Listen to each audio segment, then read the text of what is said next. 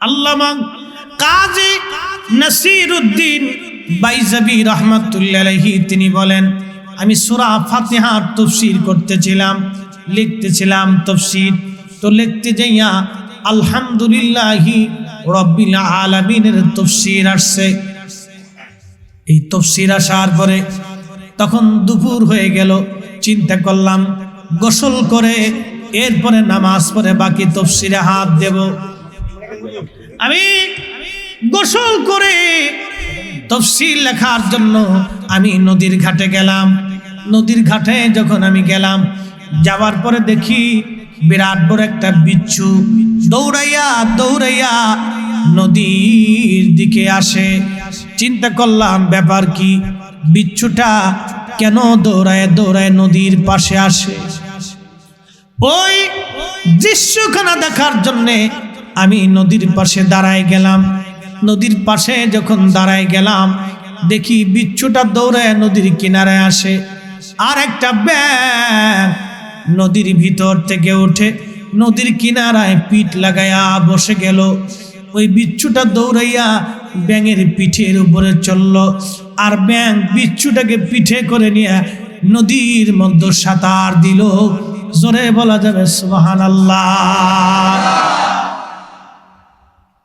পৃথিবীতে কোনোদিন এইরকম দৃশ্য আপনি দেখেন নাই যে ব্যাঙ বিচ্ছুকে পিঠে করে নদী পার হয়। আল্লামা কাজী নাসিরউদ্দিন বাইজাবি রাহমাতুল্লাহি আলাইহি চিন্তা করলেন ব্যাপার কি, এই দৃশ্যখানা কেন নদীর পিঠে নদীর বুকে ব্যাঙের পিঠে বিচ্ছু চড়ে, বিচ্ছুটাকে কেন বা নদী পার করানো হচ্ছে, নিশ্চয় কোনো ঘটনা আছে। উনি ঘটনাটা দেখার জন্যে তিনিও নদীর মধ্যে আস্তে আস্তে ব্যাঙের পিছু পিছু রওনা দিলেন। ব্যাঙের পিছে পিছে রওনা দেওয়ার পরে কাজী নাসিরউদ্দিন বাইজাবি বলেন, ব্যাঙ নদীর ওই পারে যাইয়া বিচ্ছুটাকে নদীর ওই পারে নামাই দিল। ব্যাঙটা আবার নদীর মধ্যে চলে আসলো, বিচ্ছুটা আবার দৌড়াইতে লাগলো। আমি আশ্চর্য হয়ে গেলাম, কারণ কি, বিচ্ছুটাকে ব্যাঙ কেন নদী পার করাই দিবে। আমি আশ্চর্য হয়ে রওনা করলাম বিচ্ছুর পিছন পিছন। বহু দূরে লক্ষ্য করলাম একটা বিরাট বড় গাছ, এই গাছের নিচে গাছের দিকে বিচ্ছুটা দৌড়াচ্ছে। আমি পিছু পিছু নিলাম। গাছের কাছে যাওয়ার পরে দেখি গাছের বাকর শিকড়, এই গাছের ছায়ার নিচে একজন আল্লাহর বান্দা ঘুমিয়ে আছে। ওই গাছের গোড়ার থেকে একটা কালো গোখরা বিষাক্ত সাপ উঠে আল্লাহর বান্দার মাথা বরাবর ফানা তুলেছে কামড় দেওয়ার জন্যে। বলেন তো হেফাজতকারীকে আল্লাহ, বাঁচাইকে আল্লাহ। কুলিল্লাহুম্মা মালিকাল মুলকি তুতিল মুলকা মান তাশা।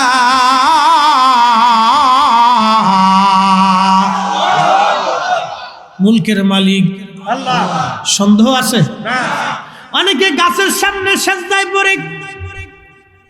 ধরেন কোন ধর্মের মানুষ যদি গাছের সামনে সেজদায় পড়ে যায়, কোন ব্যক্তি যদি মনে করে এই গাছই ভগবান, অথবা এই গাছই আমার স্রষ্টা, এই গাছই আমার মালিক, এই গাছ আমারে দেয়। কেউ যদি মনে করেন প্রতিমার সামনে পড়ে গেল, কেউ ধরেন আপনি পাথরের সামনে পড়ে গেল, কেউ সূর্যের সামনে পড়ে গেল। ওই ইরানের কিছু মানুষ আগে আগুনের পূজা করত, এরা আগুনের সামনে পড়ে গেল, ভাবলো আগুন বুঝি আমাকে দেয়, গাছ বুঝি আমাকে দেয়, এ প্রতিমা বুঝি আমাকে দেয়, এই সূর্য বুঝি আমাকে দেয়। না না, কখনোই না। খুব মনোযোগ দিয়ে কথাগুলি শুনবেন। এখানে আমরা যতজন মানুষ আছি, প্রত্যেকটা মানুষের শরীরের ভিতর দিয়ে রক্ত পাস হচ্ছে। আপনার হাড়ের ভিতর দিয়ে প্রত্যেক মিনিটে লক্ষ লক্ষ বার রক্ত পাস হয়, একবার আর দুইবার না। আপনার হাড়টা সূচের আগা যেমন চিকন, ওই রকম আপনার হাড়ের ভিতরে ছিদ্র আছে। এই ছিদ্রের ভিতর দিয়ে প্রত্যেক মিনিটে হাজার হাজার লক্ষ লক্ষ বার রক্ত পাস হচ্ছে। ইংরেজিতে বলেন নজেল, অর্থাৎ ইঞ্জিনের তেল পাস হওয়ার জন্য যে যন্ত্রটাকে নজেল বলা হয়। আপনার হাড়ের ভিতর দিয়ে রক্তগুলি পাস হয়, আচ্ছা বলেন, প্রত্যেকটা মানুষের হার্টের ভিতর দিয়ে সমানতালে রক্ত পাস হচ্ছে, কারো একটা সেকেন্ডের জন্য বন্ধ করে দেন নাই। যদি বন্ধ করে দেয় তাহলে হার্ট স্ট্রোক হবে, হার্ট ফেল করবে, লোকটা মারা যাবে, হসপিটালে নিয়ে সারা যাবে না, নিয়ে গেলেও ডাক্তার বলবে রিং পরায় দিতে হবে। প্রত্যেকটা মানুষের হাড়ের ভিতর দিয়ে রক্ত একসাথে এক নাগের যিনি পাঞ্চ করেন, এই মহা ক্ষমতার মালিকের নাম কি? সন্দেহ আছে? না সূর্য, না গাছ, না আগুন, না কোনো পাথর, কে? আল্লাহ বলেন তুখরিজুল হাইয়া মিনাল মাইয়িতি ওয়া তুখরিজুল মাইয়িতা মিনাল হাই। আল্লাহ ডেকে বললেন আমি মরা থেকে জিন্দা বের করি, জিন্দা থেকে আমি আল্লাহ মরা বের করি। আল্লাহর ক্ষমতা আছে। সেজদা হবে কার? জিকির হবে কার? ইবাদত হবে কার? আমরা আসছি কার জন্যে? বসলাম কার জন্যে? আল্লাহর জন্যে। খুশি করব কাকে? আল্লাহকে। আল্লাহকে খুশি করার জন্য আমরা এখানে আসছি। আল্লাহর পরে আমরা যাকে বেশি ভালোবাসবো তিনি অন্য কেউ না, তিনি রাহমাতুল লিল আলামিন। আল্লাহ তার লকব দিয়েছেন ওয়ামা আরসালনাকা ইল্লা রাহমাতাল লিল আলামিন। শ্রেষ্ঠ নবী দিলাম রে তরিয়ে নিতে রোজ হাসরে, পথ না ভুলি তাই তো দিলে, পথ না ভুলি তাই তো দিলে পাক কুরআনের বাণী খুদা তোমার মেহেরবানি। সুন্দর ফুল সুন্দর ফল মিঠা নদীর পানি খুদা তোমার মেহেরবানি, খুদা তোমার মেহেরবানি। সন্দেহ আছে? না বাজান, প্রিয় বন্ধু, খুব মনোযোগ দিয়া শুনিয়া যান। এই যে রব আমার আল্লাহ, এই যে রব আমার আল্লাহ, ওই গাছের নিচে বিরাট বড় সাপ, আল্লাহর বন্ধুর মাথা বরাবর ফনা তুলেছে। একজন আবিদ ও জাহিদ ওইখানে শুয়েছিলেন, আল্লাহর ওলি। ফনা তুলেছে, কামড় দিবে। আল্লাহ যে কত বড় রব, লালন পালন করনেওয়ালা, তার বাস্তবতার নিরিখে দেখে যান। ওই বিচ্ছুটা সাপের লেজ বেয়ে দৌড়ায় উঠে, বিচ্ছুটা সাপের মাথার উপরে গেল, বিচ্ছু সাপের কামড় দিল, বিচ্ছুর কামড়ে সাপ মারা গেল। সুবহানাল্লাহ। হায়াত দেনেওয়ালা আল্লাহ, মৃত্যু দেনেওয়ালা আল্লাহ। আল্লাহ বললেন কুল ইন্নাল মাউতাল্লাযী তাফিরুনা মিনহু ফাইন্নাহু মুলাকীকুম।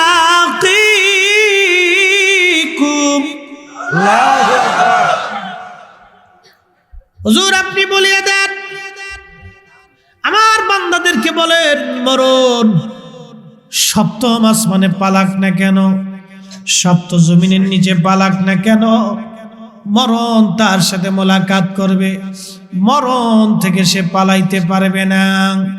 সুম্মা তুরাদ্দুনা ইলা গায়বি ওয়াশ শাহাদাত। এরপরে সে এমন একজন মালিকের কাছে আসবে যে প্রকাশ্যও জানে, অপ্রকাশ্যও জানে, ওপেনেও জানে, গোপনেও জানে। আমার আপনার ওপেন গোপন যিনি জানেন তিনি আল্লাহ। আল্লাহ ছাড়া কেউ জানে না। গোপনে এমন গুনাহ আছে আল্লাহ ছাড়া কেউ জানে না। যদি দুনিয়ার মানুষ ওইটা দেখতো, আমাদেরকে সমাজ থেকে আলাদা করে দিত। গোপনে ওপনে যা কিছু করেন যিনি একমাত্র জানেন তিনি আমার আল্লাহ। ও বন্ধু, ওই মালিকের চোখ ফাঁকি দেওয়ার কায়দা নাই। দুনিয়াতে আপনি জুলুম করেন, অন্যায় করেন, মানুষের জমিন দখল করার চিন্তা করেন, অন্যের ক্ষতি করার ধান্দা করেন, অন্যের মাথায় বাড়ি দেওয়ার চিন্তা করেন। ও যুবক, আপনাকে বলছি পালানোর কোনো রাস্তা নাই। একদিন মাটির ভিতরে হবে ঘর রে, মন আমার কেন বাঁধো দালান ঘর, মন আমার কেন বাঁধো দালান ঘর। আমার দেশের অনেকেই অন্যের মাথায় বাড়ি দিয়ে বিরাট বড় বড় বিল্ডিং বানায়। আচ্ছা বলেন, ওই বিল্ডিং নিয়ে কবরে যাওয়ার কোনো সুযোগ আছে? না। ওই বিল্ডিং এ পরে যিনি মালিক হবে তিনি তিনার সন্তান। আচ্ছা বলেন, জাহান্নামের ওই কঠিন লেলিহানে সম্পদ যারা জাকাত দেয় না, যারা জাকাত আদায় করে না, দান যারা করে না, অপরের সম্পদ যারা মেরে খেয়ে বিরাট বড় বড় জমি বাড়ি গাড়ির মালিক যারা হয়ে যায়, ও বাজান, আমার বাংলাদেশে এমন ধনী আছে যিনি 100 কোটি টাকা, যার উপর জাকাত ফরজ হয়েছে, 100 কোটি টাকায় 2.5 কোটি টাকা জাকাত। তাহলে 1000 কোটি টাকায় কত টাকা জাকাত হতে পারে একটু চিন্তা করেন। 1000 কোটি টাকায় কত টাকা জাকাত হবে? আমার দেশে এরকম বহু ধনী আছে যার 100 কোটি টাকার জাকাত হয়ে গেছে কিন্তু জাকাত দেয় না। জাকাত দেয় কি জানেননি? জাকাতের লুঙ্গি আলাদা, জাকাতের কাপড় আলাদা, জাকাতের সালোয়ার কামিজ আলাদা, জাকাতের গেঞ্জি আলাদা, জাকাতের গামছা আলাদা। যারা আজকে জাকাতের কাপড় চোপড় লুঙ্গি গামছা সালোয়ার কামিজ কাপড় আলাদা বানাইলো, ওরাই হলো আজাজিলের খালাতো ভাই। এটা কি জাকাত না শয়তানি? এটা মানুষ দেখানো জাকাত। এই জাকাতের কাপড় 2 দিন পরে এই পাশ দিয়ে ক্ষয়ে যায়, ওই পাশ দিয়ে ছিঁড়ে যায়, ওই পাশ দিয়ে পচে যায়, এগুলি জাকাত না। আল্লাহ বলেন তাআরুজুল মালাইকাতু ওয়ার রূহু ইলাইহি ফি ইয়াউমিন কানা মিকদারুহু 50 আলফা সানা। আল্লাহ বলেন বান্দারে, যেই দিন রুহু আর মালাইকা ফেরেশতা রুহু যেই দিন আল্লাহর দরবারে হাজিরা দিবে, ওই মেহেশরের মাঠ তোমরা জানো কতদিন হবে? দুনিয়ার 50,000 বছরে এক জায়গা করলে যত বড়, হাসরের একটা মাঠ হবে তত বড়, হাসরের একটা দিন হবে তত বড়। আল্লাহর নবী বললেন, দুনিয়ার মধ্যে যারা অবৈধভাবে সম্পদ রুজি করে, আমার দেশে অনেকে নেশার ব্যবসা করে, গাঁজার ব্যবসা করে। কয়েকদিন আগে খবরে দেখলাম কুষ্টিয়াতে প্রত্যেক বছরে 200 কোটি টাকার নেশা দ্রব্য বিক্রি হয়। তার মানে আপনাদের লাকসামে হয় না? এই গাঁজা কি কুত্তায় খায় না শিয়ালে খায়? হ্যাঁ, এই হিরোইন গাঁজা নেশা কুত্তো খায় নাকি? মানুষ রূপী কুত্তে, মানব রূপী কুকুরে খায়। কি কথা বলেন ঠিক কিনা? ওরা সুরতে মানুষ কিন্তু হাকিকতে পশু, ঠিক কিনা? ওরা দেখতে মানুষ কিন্তু হাকিকতে পশু। একদিন ঢাকা আমার বাসায়, আমি ছাদের 4 তলাতে বেলকুনিতে বসে বসে আমি সকালবেলা হাদিস পড়তেছিলাম। এখন সময় দেখি নিচতলায় থেকে এক বেডি আর এক বেডারে কিলাইতেছে, কলারটা ধরে বেডিতে বেড়ার ঘুষাইতেছে। খাবি গোলামের ভূত, খাবি গোলামের ভূত, আর খাবি। আমার কি খাই রে বোন?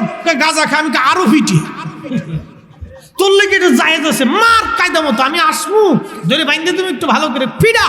আজকে ফতোয়া দিয়ে দিলাম জায়েজ আছে, পিডা। একটা মেয়ে কতটা যন্ত্রণা ভোগ করলে তার স্বামীর গায়ে হাত দিতে পারে বলেন তো? কি কথা কন না?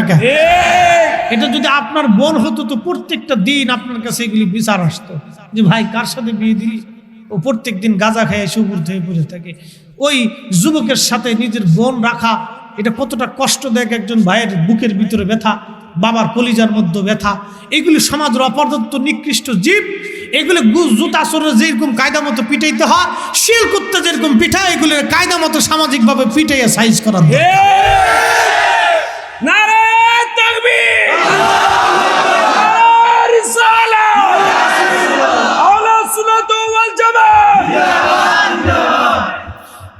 বাংলাদেশে যারা নেশা দ্রব্য যারা বিক্রি করে কোটি কোটি টাকার মালিক হয়েছে, ওদেরকে সমাজ থেকে আলাদা করে দেন। শিয়াল কুত্তা যেইভাবে ঘৃণা করেন ওদেরকে সেইভাবে ঘৃণা করতে হবে। ওরা আমাদের সমাজকে ধ্বংস করে দিচ্ছে তিলে তিলে। কথা বলেন ঠিক না? দুই একটা শিয়াল কুত্তার জন্য আমার সমাজ নষ্ট হতে পারে না। এগুলো আমার সমাজ নষ্ট করে দিচ্ছে। জানেন না এই নেশার কারণে কত বাবার জীবনের স্বপ্ন নষ্ট হয়েছে, এই নেশার জন্য কত মায়ের জীবনের স্বপ্ন নষ্ট হয়েছে। এগুলি কিয়ামতের আলামত। আল্লাহর নবী উম্মতকে বলেছেন, উম্মত কিয়ামতের আলামত 72টা আলামত আছে। কোন হাদিস আসছে 80টা আলামত, তার ভিতরে একটা ভয়ানক আলামত বর্তমান সমাজে দৃশ্যমান। সে আলামতটা হচ্ছে, নবী বলেছেন, মাদক দ্রব্য নেশা দ্রব্যের নতুন নতুন নাম হবে। রাস্তাঘাটে ওপেনে এবং প্রকাশ্যে নেশা দ্রব্য মানুষ ভক্ষণ করবে, বেচা বিক্রি চলবে। আজকে আমার সমাজে দেখা যাচ্ছে একটার নাম গাঁজা, একটার নাম হিরোইন, একটার নাম বাবা না ইয়াবা, আর একটার নাম মদ, আর একটার নাম তারি, আর একটার নাম কি হয়েছে ড্যান্ডি, আর একটার নাম ডাই, হ্যাঁ, আর আরেকটার নাম কি গুমুত আছে নাকি? হ্যাঁ, গুমুত নাম দিলে তো ভালো হতো, খালি কিন্তু গু খা। হ্যাঁ, গু। আচ্ছা, আপনাদেরকে একটা প্রশ্ন করি, জবাব দিবেন তো। পায়খানা হালাল না হারাম? অল্প হারাম না বেশি হারাম? পায়খানা যেমন অল্প হারাম বেশি হারাম, নেশা দ্রব্য এরকম অল্প হারাম বেশি হারাম। ও যে নেশা করে মনে করতো পায়খানা খায়। এই কথা কন না কেন? কথা বলেন। ও বাথরুম খাওয়া আর নেশা করার ভিতরে কোনো তফাৎ?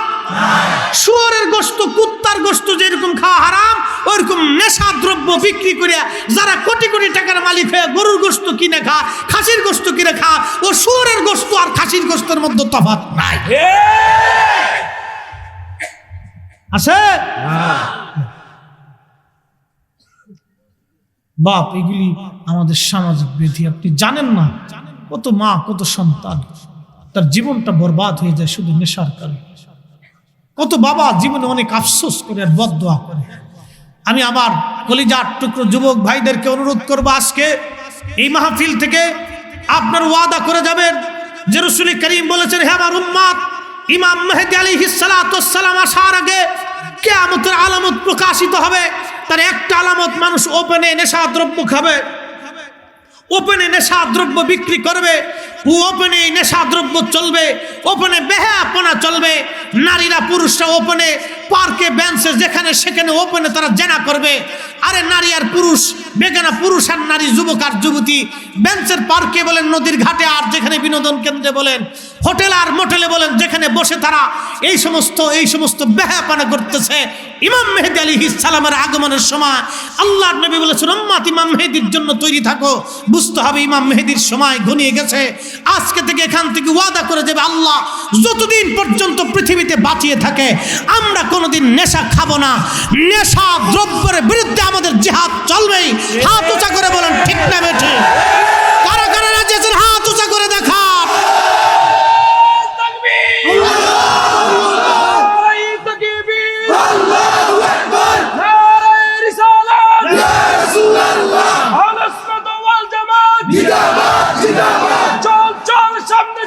রাসূলের শানাদল, রাসূলের শানাদল, চল চল সামনে চল, চল চল সামনে চল, রাসূলের শানাদল, ভয় করি না বুলেট বোমা, আমরা সবাই রাসূল সেনা। সবাই বলি মারহাবা। আল্লাহু আকবার ওয়ালিল্লাহিল হামদু বিসমিল্লাহির রাহমানির রাহিম।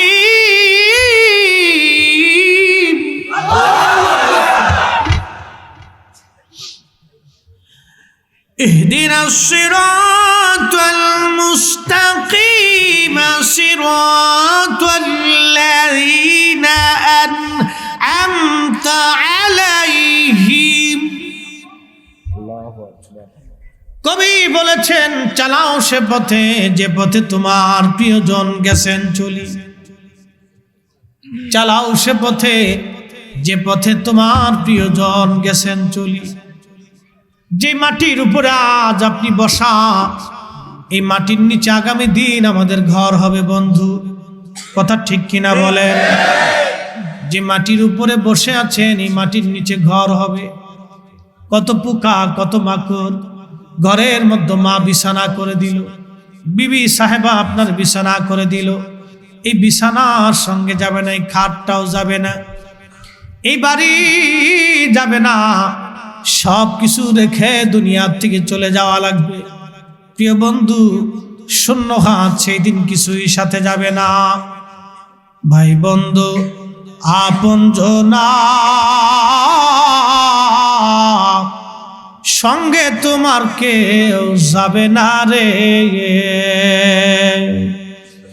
ও তোর খালি হাতে একা পথে যাইতে হবে মন বেরি, দেখ না মন ঝাঁক মারিয়ে দুনিয়াদারি। বন্ধু আমার, বহু যুবক কবরে চলে গেল, বহু মানুষ কবরে চলে গেল, বহু লোক কবরে চলে গেছে, আর ফিরে আসে নাই। লাকসামের মুসলমান, এই এলাকার ভিতরে বহু মানুষ মাটির নিচে চলে গেছে, আর কোনোদিন তারা ফিরে আসে নাই। আজকে এখানে আমরা শত শত মানুষ বসে আছি, এখানে আমরা ওয়াজ শুনতেছি। এই মানুষ আমরা যেখানে এখানে বসা, সবাই একদিন মাটির নিচে চলে যাব, কেউ মাটির উপরে থাকবো না, এটি চিরসত্য। আল্লাহ বলেন, কুল হুজুর আপনি বলেন, ইন্নাল মাউতাল্লাযী তাফিরুনা মিনহু ফাইন্নাহু মুলাকিকুম, মালাকুল মউত তার সাথে মোলাকাত করবে, দেখা করবে। সে যেখানেই যাক না কেন, যেখানেই পালাক না কেন, মরণ থেকে পালানোর আর কোনো রাস্তা নাই। আজকে থেকে নিয়ত করে যাব, আল্লাহ জীবনে কোনদিন হারাম নামক নেশা ভক্ষণ করব না। আল্লাহ বন্ধুদেরকে হারাম থেকে সরিয়ে নিয়ে আসব। আহা, নবীজি বলেছেন, উম্মত রে, তোমার রক্তের সাথে যদি হারামের রক্ত মিশে যায়, তাহলে এই দেহ কখনো জান্নাতে যাবে না, এই দেহ কখনো জান্নাতে যাবে না। আবু বকর সিদ্দিক রাদিয়াল্লাহু আনহুর গোলাম একদিন খাবার নিয়ে আসছে। আবু বকর সিদ্দিক প্রত্যেকদিন জিজ্ঞেস করেন, গোলাম কোথা থেকে খাবার আনো? ও ফরমায়, হুজুর এখান থেকে আনছি। হালাল হইলে আবু বকর সিদ্দিক খাইতেন, সন্দেহ লাগলে খাইতেন না। একদিন ক্ষুধার তাড়নায় তিনি খাবার খেয়ে ফেললেন। গোলামকে জিজ্ঞেস করলেন, গোলাম রে, তুমি কি খাবার কোথার থেকে আনছো? বলল, হুজুর অমুক গণকের কাছ থেকে এনেছি। গণকের খাবার আর বিষ্ঠার মধ্যে কোনো তফাৎ নাই। বলবেন, ফরিদে হুজুর, বিষ্ঠা কি? কুত্তায় খাবার খাওয়ার পরে বমি করে যেটা ফেলায় দেয়, এটার নাম হলো বিষ্ঠা। গণকের খাবার আর বিষ্ঠাটা এরকম মারাত্মক, যারা হাত দেখে আপনার ভাগ্য গণনা করে দেয়। ও বুঝুন, খুব মনোযোগ দিবেন, ভাগ্য কোনো ব্যক্তির হাতে না, ভাগ্য কার হাতে? মানব সৃষ্টি করার 50,000 বছর আগে আপনি কি খাবেন আল্লাহ পাক বাজেট করলো। আপনার বাড়ির কুকুর কি খাবে তাও বাজেট হয়ে গেল। আল্লাহ পাক কলম সৃষ্টি করার পরে বলেন, কলম উক্তুব, কলম তুমি লেখো। কলম বলো, ইয়া রব আমি কি লিখবো? আল্লাহ বলেন, মাকাদিরাল খল, তুমি সৃষ্টির তকদির লিখতে থাকো। কলম সৃষ্টির তকদির লেখলো। একটা গাছে কি পরিমাণে আম দিবে এটাও কলম লেখলো। একটা গাভী কি পরিমাণে দুধ দিবে এটাও কলম লেখলো। আপনি এইখানে মাহফিলে বসবেন এটাও কলম লেখলো। কি আসবে না এটাও লেখা হয়ে গেল। কি মাহফিলে বসবে সেটাও লেখা হয়ে গেল। ও যুবক, খুব মনোযোগ দিয়ে শুনিয়া যান, আপনি কি পরিমাণে রুজি করবেন কলম সেটা লিখে ফেললো। এই জন্য তকদিরে বিশ্বাসী মানুষ যারা আছে তারা হাই হতাশ করে না। তকদিরে বিশ্বাসী মানুষ যারা, তারা চিন্তিত হয় না। তকদিরে বিশ্বাসী মানুষ পেরেশান যুক্ত হয় না, পেরেশান মুক্ত থাকে। এজন্য আগের যুগের ওলি আবেদ জাহেদ যারা ছিলেন, দুনিয়া বিরাগী হয়ে তারা আল্লাহর পিছনে দৌড়াইছেন। ও মুসলমান, খুব মনোযোগ দিয়ে কথাগুলি শুনে যাবেন। ও মা বোনেরা, আপনাদেরকে বলিয়া দিয়ে যায়, সুন্দর কাপড় চোপড় পরে স্বামীর ঘরে আসছেন। আপনার ঘরের মধ্যে একটা শাশুড়ি মা আছে, একজন বৃদ্ধ বাবা আছে, শ্বশুর। মনে কষ্ট দিয়েন না রে বোন, এই লোকটার মনে কষ্ট দিক। আপনি একদিন কবরে চলে যাবেন, কি জবাব আল্লাহর দরবারে দিবেন রে বোন? কি উপায় আপনার হবে একটু চিন্তা করেন। এই বৃদ্ধ মানুষটার মনে কষ্ট দিয়েন না। এই বৃদ্ধ মানুষটাকে মায়ের নজরে দেখেন, বাবার নজরে দেখেন। আপনি তাদের সেবা শুশ্রূষা করেন, মনে করবেন এটাই আপনার মা, এটাই আপনার বাবা। ও বোন, আপনি আসছেন সেই সুন্দর পোশাক পরে, একদিন আপনি সেই পোশাক সেই পোশাক আপনার আর থাকবে না। আপনি সেই দিন সাদা মার্কিন পোশাক পরে আপনাকে কবরে বিদায় জানাবে। যেই সৌন্দর্যের জন্য সোনা দানা গহনা দামি দামি আসবাবপত্র আপনি বানাইছেন রে বোন, এই সোনা দানা আপনার সঙ্গে আর কিছুই যাবে না। সেই দিন আপনার এই সোনা দানাগুলি খুলে রাখা হবে। একেবারে একা অবস্থায় আপনাকে ফেলে কবর দেশে রেখে চলে আসবে। কে হবে আপনার সঙ্গী? যিনি ওই দিন আপনাকে দেখতে আসবেন তিনি আপনার নবী রাহমাতুল লিল আলামিন। এ মুসলমান, খুবই মনোযোগ দিয়ে শুনিয়া যান। কবরে আপনি চলে গেলেন, আহা, আপনার বন্ধু কেঁদে কেঁদে বিদায় জানাবে। ওই বন্ধুটা কেঁদে কেঁদে বিদায় জানাইয়া এরপরে আপনার কাছে আসবে। কবর থেকে চলে আসে ওই বন্ধু চা খাবে, ওই বন্ধু পান খাবে, ওই বন্ধু গল্প গুজাবে হাসি তামাশায়। একদিন, 2 দিন, 3 মাস পরে এই বন্ধুটা আপনারই হয়ে যাবে। কি বলে আপনাকে ভুলে যাবে। আপনার সন্তান 1 বছর কি 2 বছর পর আপনাকে ভুলতে বসে যাবে, হয়তো মনে রাখবে না। কাজের চাপে কবরের পাশে দাঁড়ানোর সময় আর পাবে না। আপনার বিবি হয়তো কিছুদিন মনে রাখার পরে কাজের চাপে সন্তান আর নাতিনাত নিয়ে সে ব্যস্ত হয়ে যাবে, আপনার কথা হয়তো ভুলে যাবে। ওই কবরে আপনি একা, ওই কবরে আপনি একা। কে আপনাকে দেখতে আসবে? কে আপনাকে দেখবে? এই জন্য কবরে 2টা জিনিস নিয়ে যাওয়া লাগবে। 1 নম্বরে ঈমান, 2 নম্বরে আমল। 1 নম্বরে ঈমান, 2 নম্বরে আমল। আল্লাহর ও বন্ধু, আল্লাহর বান্দারা শুনিয়া যান, ওই কবরে যিনি আপনাকে দেখতে আসবেন বারবার, তিনি রাহমাতুল লিল আলামিন। একবার জোরে বলা যাবে কি আল্লাহু আকবার? বলে হুজুর দলিল কি? সহিহ হাদিস থেকে দলিল দিয়ে যায়। মুসনাদে আবু ইয়ালা আল মুসল্লির মধ্যে এসেছে, নবীজি বলেন, উম্মতরে হায়াতি খায়রুল লাকুম তুহাদ্দিসুনা ওয়া ইউহাদ্দিসু লাকুম ওয়া ওয়াফাতি খায়রুল লাকুম তুরাদু আলাইয়া আমালুকুম।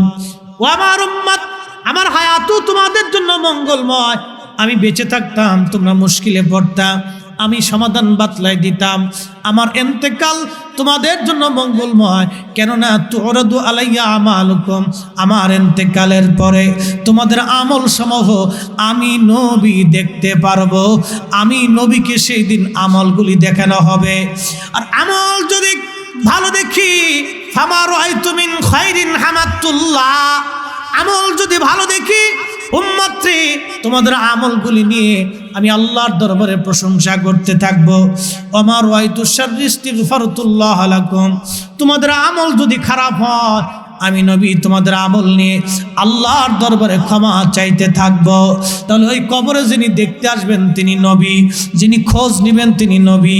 অতএব দুনিয়ার জগৎ থেকে ওই নবীর গোলামি করে যাওয়াই বুদ্ধিমানের কাজ। কথা বলেন ঠিক কিনা?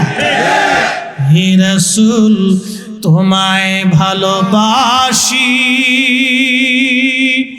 অন্তরে শুধু মুখে নয়, জান্নাতের আশায় নয় হে রাসূল, জাহান্নাম কেউ ডরি না। তোমায় পাওয়ার আশায় মন ছুটে যায় মদিনায়, তোমায় পাওয়ার আশায় মন ছুটে যায় মদিনায়। এ আশিক দিদার দাও না, আর দূরে থাকিও না। এ আশিক দিদার দাও না, আর দূরে থাকিও না। হে রাসূল তোমায় ভালোবাসি, অন্তরে শুধু মুখে নয়, জান্নাতের আশা নয় হে রাসূল, জাহান্নামকে ডরি না। আল্লাহুম্মা সাল্লি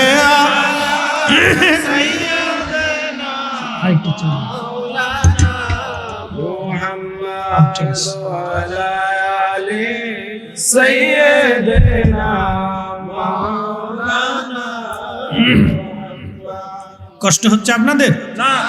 বেশি রাত না, আলোচনা প্রায় 1.5 ঘন্টা। সবাই বললেন মারহাবা। 1.5 ঘন্টা হয়ে গেছে, কেমনে চলে গেল আমরা নিজেও বুঝি নেই, ঠিক কিনা? আমাদের জীবন থেকে একটা টাইম পাস হয়ে গেল আল্লাহর বেহেশতের বাগানে বৈশা বৈশা বৈশা বৈশা। আরে মেহেশ্বরের কঠিন মাঠে আল্লাহ জিজ্ঞেস করে কিভাবে কাটাইছ, বলবো আল্লাহ জান্নাতের বাগানে বসছিল। আল্লাহর যদি ভালো লাগে, দয়া লাগে, মাফ করেও দিতে পারে। পতিতা নারী কুত্তাকে পানি পান করানোর জন্য পায়ের মোজা খুলছে, সহিহ বুখারীর হাদিস। এক পতিতা নারী কি টাকার বিনিময়ে সে দেহ ব্যবসা করে, টাকার জন্য সে পরপুরুষের কাছে নিজের দেহকে বিক্রি করে দেয়। ও মাথা থেকে পা পর্যন্ত পুরোটাই ভ্যানিশ, উপরেও নাপাক ভিতরেও নাপাক হয়ে গেছে। কত জীবনের পুরুষের শয্যাশায়ী হয়েছে তার হিসাবে। একবারে নিকৃষ্ট, পৃথিবীতে সৃষ্টির মধ্যে কোনো নিকৃষ্ট মানুষ থাকলে একটা পতিতা নারী আছে। এই পতিতা নারী কাস্টমারের জন্য সে তার ঘরের সামনে দাঁড়িয়েছে। একটা কুকুর, ওর ভিতরেও নাপাক বাহিরেও নাপাক, কুকুরের ভিতরেও নাপাক বাহিরেও নাপাক। কুকুর তৃষ্ণার্ত, জিহ্বা বের হয়ে লালায় লালায় আসতেছে। পতিতা নারীর মনে মায়া লাগলো, পায়ের মোজা খুলে কুয়ার ভিতর থেকে পানি উঠাইয়া কুকুরকে পানি পান করে।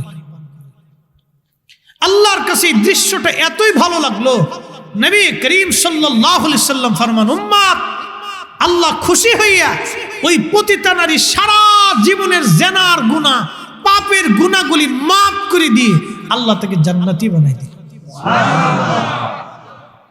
আস্তে হয়ে গেল না? আল্লাহ যদি মাফ করে, আমাদের কিছু করার আছে? আল্লাহ যদি আপনাকে মাফ করে, আমার হিংসা করার দরকার আছে? পতিতা নারীকে আল্লাহ মাফ করছে। আরে পতিতা নারী যদি ক্ষমা পাইতে পারে, তাহলে আমরাও ক্ষমার আশা করতে পারি। কথা বলেন ঠিক কিনা? আল্লাহ রাব্বুল আলামিন আযাজিলকে জান্নাত থেকে তাড়াই দিলেন। কারে তাড়াইছে? প্রত্যেক আসমানে সে 1,00,000 বছর ধরে ইবাদত করছে। ইবাদত করতে করতে করতে করতে করতে করতে সপ্তম আসমানে যাওয়ার পরে তার নাম হলো আযাজিল। আযাজিলের লকব হলো মুআল্লিমুল মালায়েকা, চ্যান্সেলর অফ মালায়েকা, ফেরেশতাদের চ্যান্সেলর। ঢাকার যিনি ইউনিভার্সিটির চ্যান্সেলর, বুঝেন তো তার মেধা কত? ঢাকা ইউনিভার্সিটির চ্যান্সেলর কি আধা পাগল? আমাদের মতো মেধাবী? অনেক মেধাবী। মেধার কারণে সে চ্যান্সেলর হচ্ছে। আর আযাজিলের ইবাদত করতে করতে করতে করতে করতে করতে আল্লাহ তাকে মেধা দিলেন, এলেম দিলেন, হেলেম দিলেন, ইবাদত দিলেন, সব দিলেন। আল্লাহ তাকে দিতে দিতে সপ্তম আসমানে নিয়ে চ্যান্সেলর অফ মালায়েকা বানাই দিলেন। একটা ভুলটা হলো হিংসা। হিংসা হিংসা আল্লাহ বলে উসজুদু লি আদম, তুই আদমের দিকে সেজদা দে। ও দেয়নি। কেন দিলি না? আযাজিলকে আল্লাহ ওরে বানাইছো মাটি দিয়ে, আমারে বানাইছো আগুন দিয়ে, ওর চেয়ে আমি শ্রেষ্ঠ। আল্লাহ বলেন অহংকারের জায়গা আমার এখানে নাই। এই জন্য টাকা, ক্ষমতা, অর্থ, সম্পদ, এলেম, হেলেম কোনো কিছু নিয়ে অহংকার করতে হয় না। যে অহংকার করেছে সে ধ্বংস হয়েছে। অহংকার একমাত্র কার? জোরে বলেন কার? আল্লাহর পরে এই জমিনে শ্রেষ্ঠ ব্যক্তি কি? আল্লাহর পরে সৃষ্টির মধ্যে সবচেয়ে শ্রেষ্ঠ কে? রাসূল করিম আল্লাহর পরেই যিনি মর্যাদাবান, একসাথে বলা যাবে আল্লাহু আকবার। বলুন দলিল কি? মুজামুল কবির ইমাম ইসফাহানি হিলুবতুল আউলিয়া ইমাম সুয়ুতি কিতাবের মধ্যে লিখছেন, ফাতেমা রাদিয়াল্লাহু আনহা ইন্তেকালের সময় নবীজির মাথা মোবারকের পাশে বসে বসে কাঁদতেছে। তো নবী জিজ্ঞেস করলেন, ফাতেমা কাঁদো কেন? বলে, আব্বাজান আপনার পরে আমরা কষ্টে থাকবো এই জন্য কাঁদি। নবী বললেন, ফাতেমা কাঁদবে না, আল্লাহ পাক এই সৃষ্টিকে সৃষ্টি করার পরে আল্লাহ সৃষ্টির দিকে তাকাইয়া তোমার আব্বাকে নির্বাচিত করে আল্লাহ আখিরি নবী বানাইয়া দুনিয়াতে পাঠাইছে। এরপরে সমগ্র পরিবারের দিকে তাকাইয়া আল্লাহ তোমার বাবার পরিবারকে শ্রেষ্ঠত্ব দান করছে। নবী পরিবারের মধ্যে শ্রেষ্ঠ আর কেউ আছে? নবীজি আরো বলতেছেন, এই পরিবারের মধ্যে আল্লাহ সবচেয়ে দামি এবং শ্রেষ্ঠ বানাইছে তোমার স্বামী আলীকে। এই তোমার এবং আলীর বিবাহের ব্যাপারে আমি নবীর কোনো বিষয় ছিল না, এখানে আল্লাহর নিজের পছন্দ। আল্লাহ ঘটকালি করেছে, আল্লাহ নিজে ঘটকালি কইরা তোমার আর আলীর মধ্যে আল্লাহ বিবাহ দিয়েছে। ফাতেমা, এখানে আমার কোনো দায়বদ্ধতা নাই, তুমি কাঁদতেছ। তোমাকে কত বড় সম্মান আল্লাহ দিয়েছে জানো? তোমার আব্বাকে আল্লাহ আখিরি নবী করে দুনিয়াতে পাঠিয়েছে। তোমার বাবার পরে পৃথিবীতে আর কোনো নবী নেই। আল্লাহ তোমার বাবাকে আরেকটা মর্যাদা দিয়েছে, সমগ্র নবীদের উপরে তাকে মর্যাদা দিয়ে ইমামুল মুরসালিন বানাইছে। হে ফাতেমা, তোমার আব্বাকে আল্লাহ আরেকটা সম্মান দিয়েছে। সমগ্র সৃষ্টির মধ্যে আল্লাহ তোমার বাবাকে শ্রেষ্ঠত্ব দিয়া মহা ইজ্জত ওয়ালা বানাইয়া দুনিয়াতে হাবিবুল্লাহ বানাইয়া পাঠাইছে। একসাথে বলা যাবে আল্লাহু আকবার।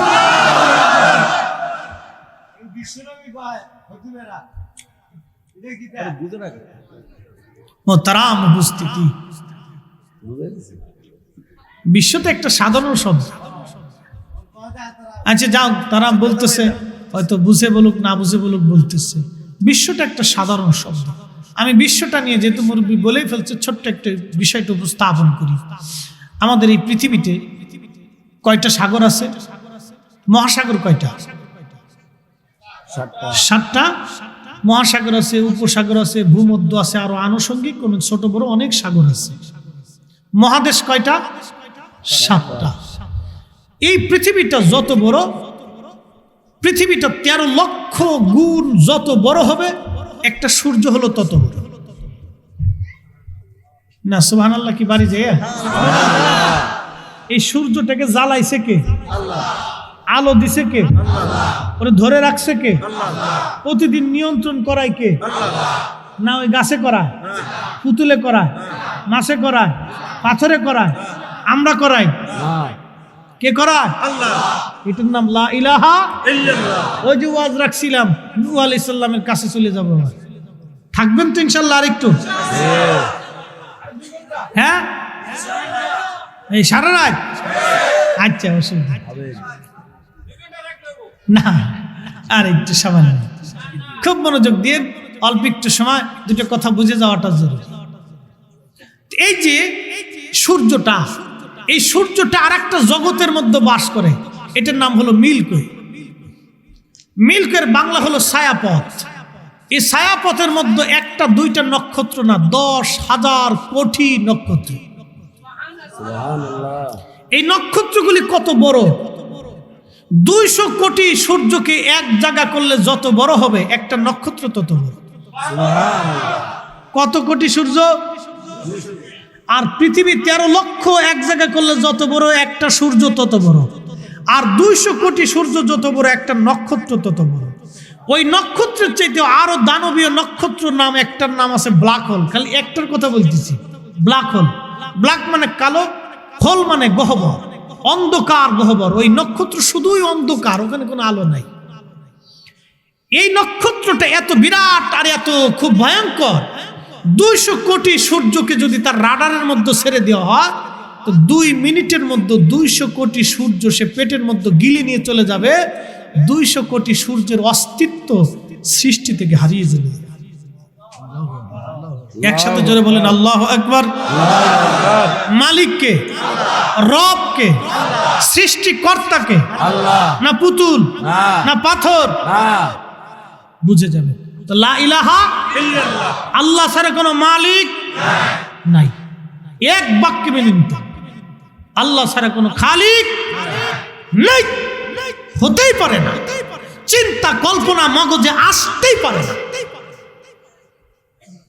মনোযোগ দিয়ে,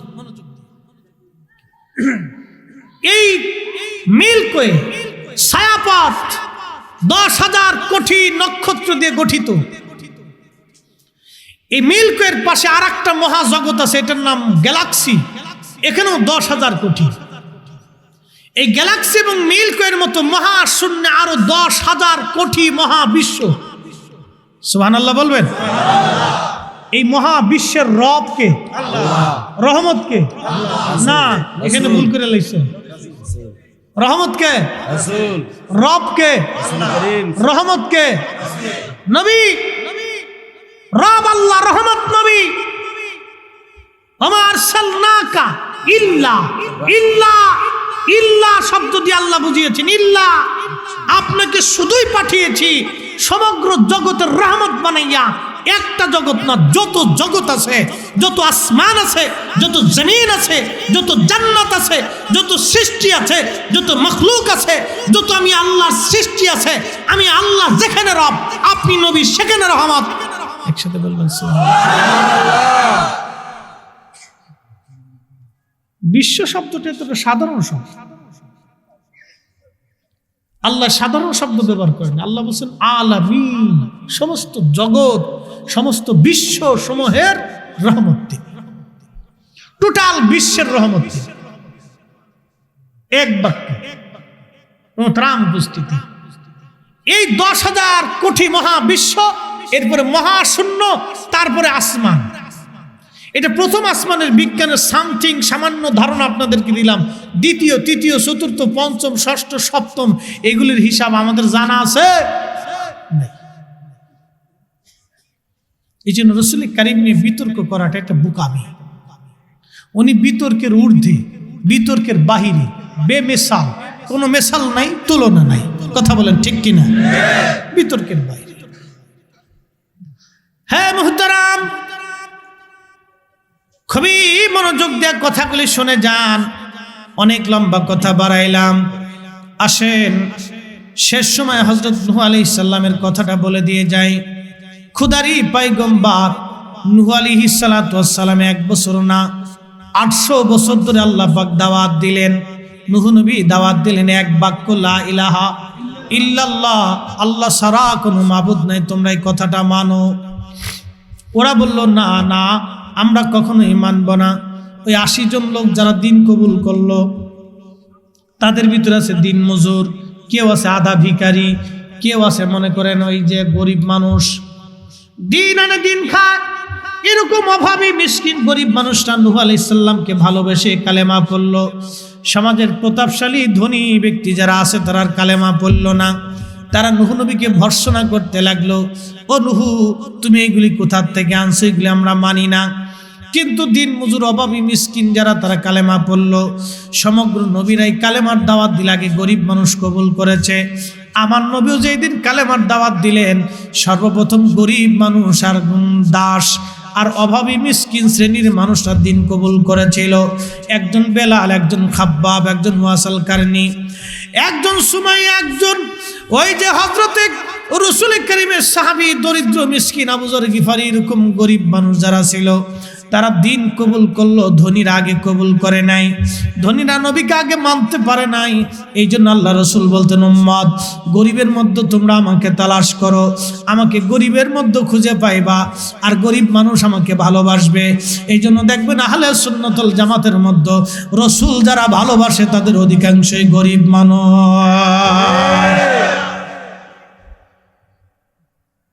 অশিক্ষিত, রিক্সাওয়ালা, দিন মজুর, শ্রমিক, এরা বেশি ভালোবাসে। এরা আমার দলিল লাগতো না, বিনা দলিল মানি। কি কথা কর না কেন? এরা দলিল লাগতো না, বিনা দলিল চলে। নবী মানার জন্য দলিল লাগবো? হ্যাঁ, দলিলের প্রয়োজন। যিনি হাতের ইশারা করলে চাঁদ দ্বিখণ্ডিত হয়েছে, তার আবার দলিল কি? এক বেদুইন এসে বলল, হুজুর, মুস্তাদরিক হাকিমের হাদিস, আমি কালেমা পড়ব, কিন্তু শর্ত হলো ওই যে গাছ আছে, ওই যে গাছ, ওই গাছ যদি হেঁটে হেঁটে এসে আপনার কালেমার সাক্ষ্য দেয় আমি কালেমা পড়ব। নবী বলেন বেদুইন, বধু, আমি গাছকে ডাকতে হবে না, তুমি গাছের কাছে যা বলো আখিরি নবী রাহমাতুল লিল আলামিন তোমাকে ডাকতেছে। সুবহানাল্লাহ। ঘুমাচ্ছে? একসাথে জোরে বলেন তো আল্লাহু আকবার। রাত তো কম না, 12:30 বাজে, ক্লান্ত তো আশা ইচ্ছা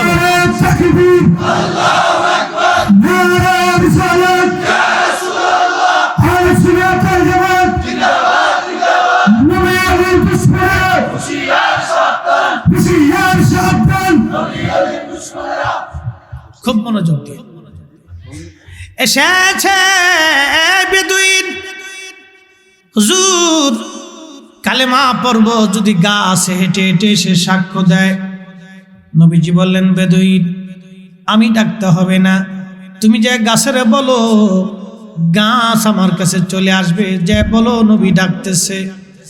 বেদুইন যে গাছের বলে গাছ শুনছো নবী তোমাকে ডাকে, একটু জোরে বলেন সুবহানাল্লাহ।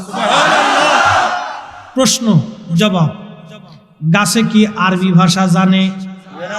বাংলা ভাষা, উর্দু, ফার্সি, ইংরেজি? বেদুইন গায়ে আরবিতে বলল গাছ নবী ডাকে। গাছ নবী তোমাকে ডাকে। গাছটার ডান দিকে একটা মোচড় দিল, বাম দিকে একটা মোচড় দিয়ে তার শিকড় উঠাইয়া শিকড়ের সাহায্যে গাছ হাঁটতে লাগলো। সুবহানাল্লাহ। আজকের গাছ কি জড় পদার্থ কিনা? জড় মানে এটা বসে থাকে, এটা হাঁটাহাঁটি করে না, স্থানান্তরিত হয় না, এটা এক জায়গায় বসে থাকে। গাছের ধর্ম পরিবর্তন হয়ে গেল, আইন পরিবর্তন হয়ে গেল, কারণ নবী ডাকছে। নবী ডাকার কারণে আইন চেঞ্জ।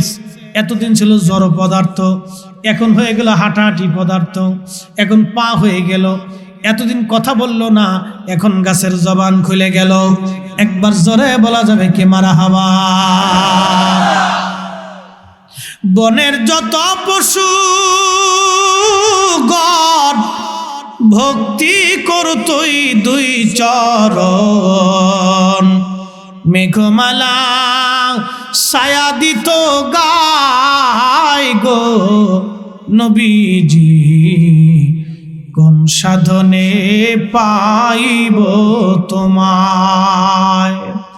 গোলামেরে দেখা দিবেন গো নবীজি কোন সাধনে পাইব তোমায়। প্রিয় বন্ধুগণ, গাছ হেঁটে হেঁটে নবীজির সামনে দাঁড়াইয়া ডালপালাগুলি ঝুঁকাইয়া নবীর সামনে মাথা নত করে দিল। একবারে ঝুঁকাই দিল। ঝুঁকাই দিয়া নবীকে সালাম দিচ্ছে, আসসালামু আলাইকা ইয়া রাসূলুল্লাহ। এতদিন গাছের জবান ছিল না, আজকে নবীর কারণে জবান খুলে গেল, আইন আল্লাহ পরিবর্তন করে দিল। এতদিন গাছে হাঁটলো না, আজকে হাঁটা শিখলো। এতদিন গাছ কারো কথাই শুনলো না, আজকে আরবি ভাষাও বুঝলো। নবীজি বললেন গাছ তুমি আমার কালেমার সাক্ষ্য দাও। নবী বলার সঙ্গে সঙ্গে গাছ বলতে লাগলো লা ইলাহা ইল্লাল্লাহু মুহাম্মাদুর রাসূলুল্লাহ সাল্লাল্লাহু আলাইহি ওয়াসাল্লাম। এবার ওই বেদুইন ডাক দিয়ে বলল হুজুর আমি কালেমা পড়তে পারি, আরো শর্ত আছে। দেখেন তখনও মনে করেন যে দলিল আরো চায়। কার কি শর্ত? বলে হুজুর এই গাছ যদি জায়গা মতো চলে যায়। আল্লাহর নবী বলেন গাছ তুমি জায়গা মতো চলে যাও। গাছ হেঁটে হেঁটে জায়গা মতো যে আবার বসে গেল, যেরকম গাছ ওই রকম হয়ে গেল।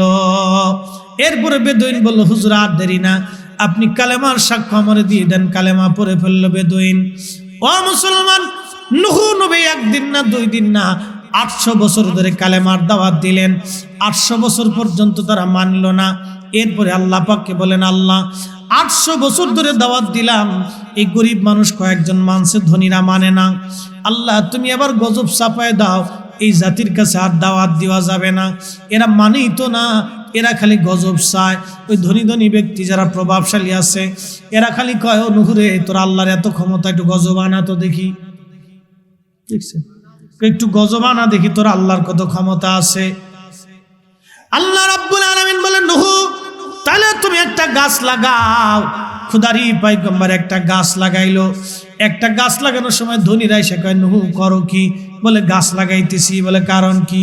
বলে এই গাছটা বড় হবে, গাছটা কাটবো, ফারবো, কাঠ বানাবো, নৌকা বানাবো, আল্লাহ মহাপ্লাবন দিবে, সারা পৃথিবী ডুবাই আল্লাহ পানিতে নিমজ্জিত করবে। এই গাছের ভিতরে আমার কালেমা যারা পড়বে, আমার কথা যারা শুনবে, তাদেরকে নৌকা সরাই আল্লাহ হেফাজত করবে। ধনীরা হাসে আর কয়, নুহু পাগল হয়ে গেছে। দেখছো, নুহু পাগল হয়েছে। গাছ লাগাইলেন 100 বছর আগে, গাছ বড় হলো 100 বছর। কত বছর? 100 বছরে বিরাট বড় গাছ হয়ে গেল, বিরাট বড় গাছ। 100 বছর পর্যন্ত আরো দাওয়াত দিলেন, মানে না। আরো 100 বছর দাওয়াত দিলেন নূহ আলাইহিস সালাম, তারপরও মানে না। বাজানো তন্মধ্যে 100 বছর পরে গাছটা বড় হয়ে গেল। আল্লাহ বলেন, নুহু গাছ তুমি কেটে ফেলে দাও। নূহ আলাইহিস সালাম গাছ কাটতে লাগলেন। তখনও ধনীরা এসে, কাফেররা এসে বলল, নুহু করো কি? বলে গাছ বানাইতেছি, কাঠ বানাইতেছি, এরপরে নৌকা বানাবো। নুহুরে পাগল হয়েছে। খুদারি পয়গম্বর নৌকা বানাইতে লাগলেন। 3 তলা বিশিষ্ট নৌকা হয়ে গেল। কোন কোন বর্ণনা আসছে 40 হাত লম্বা, বিরাট বড় নৌকা নূহ আলাইহিস সালাম বানাইলেন। সেই গাছটা ছিল বাজান সেগুন গাছ। কি গাছ? সেগুন গাছ। এই জন্য সেগুন গাছের কাঠ খুব মজবুত। সেগুন গাছের কাঠ দিয়ে নৌকা বানানো, ঘরের আসবাবপত্র বানাইলে এটা টেকসই হয়। আল্লাহ সেগুন গাছ লাগাইলেন নূহ আলাইহিস সালাম রে দিয়া। সেগুন গাছ বানানো হলো। এই সেগুন গাছের কাঠ দিয়া বিরাট বড় নৌকা বানানো হলো, 3 তলা বিশিষ্ট।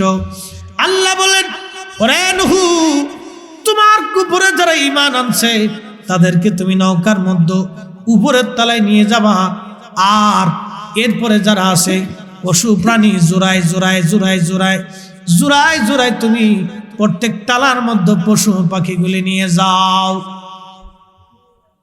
জোড়ায় জোড়ায় তুমি নিবা। নুহুরে যেই দিন একবারে আগুনওয়ালা চুলার ভিতর থেকে মাটি ফেটে পানি বের হবে, সেই দিন থেকে বুঝবা মহাপ্লাবন শুরু হয়ে গেল। তোমার উনুন থেকে, অর্থাৎ তোমার চুলার ভিতর থেকে আগুন ফেটে, আগুন মানে চুলা ফেটে পানি বের হতে থাকবে। জ্বলন্ত আগুনের চুলার ভিতর থেকে পানি আসবে। আল্লাহর পয়গম্বর নূহ নবী প্রত্যেকটা প্রাণী থেকে 2 জোড়া করে নিলেন। প্রত্যেকটা প্রাণী থেকে 2 জোড়া করে নিলেন। মনোযোগ দিয়েন। নূহ আলাইহিস সালাম তার সন্তানদেরকে ডাকলেন, হাম, সাম, ইয়াফিস এবং কেনান। হাম, সাম, ইয়াফিস এবং কেনান। কেনান কালেমা পড়ে নাই। নূহ নবী বলেন, কেনান তুমি আসো। কেনান বলল, না আব্বা জান, আমি যাব না। নূহ নবী বলেন, কেনান রে, পানিতে নিমজ্জিত হবে। কেনান ডাক দে বলেন, সবচাইতে বড় পাহাড়ের উপরে আমি চলে যাব, তারপরও বাপ তোমার সাথে যাব না। এই জন্য কোন কোন ছেলে আছে কেনানের মতো বাপের কথা শুনে না। কি কথা কন না কে? কেনানের মতো শয়তান, বাপের কথা শুনে না। হযরত নূহ আলাইহিস সালাম যে ছেলেরা মেয়েরা বাপের কথা শুনে না, এটা কেনানের খাসলাত পাইছে। ওটা কেনানের চরিত্র। কি কথা কন না কে? মনে বুঝছি আর কি। আচ্ছা যাক, তফনের দ্বিগুণটা শেষ, গল্পটা কই শেষ করছি, এটা বাস্তব। হযরত নূহ নবী রান্না শুরু করলেন। চুলা ফেটে আগুন আসতে লাগলো, আসমান ফেটে গেল, জমিন ফেটে গেল, খালি পানি আর পানি আর পানি, পানি আর পানি আসতে লাগলো। সারা পৃথিবী পানিতে নিমজ্জিত। নূহ আলাইহিস সালাম প্রত্যেকটা জোড়ায় জোড়ায় জোড়ায় করে আল্লাহ রাব্বুল আলামিনের পয়গম্বর ওই জাহাজের মধ্যে তিনি এই পশু পাখিগুলি নিলেন। শয়তান চিন্তা করলো, এখন আমার উপায় কি হবে? এখন যদি নূহ নবীর নৌকায় উঠতে না পারি তো আমার বিপদ। এই পানির মধ্যে আল্লাহ তো আমারও সুবায়ে মারবে।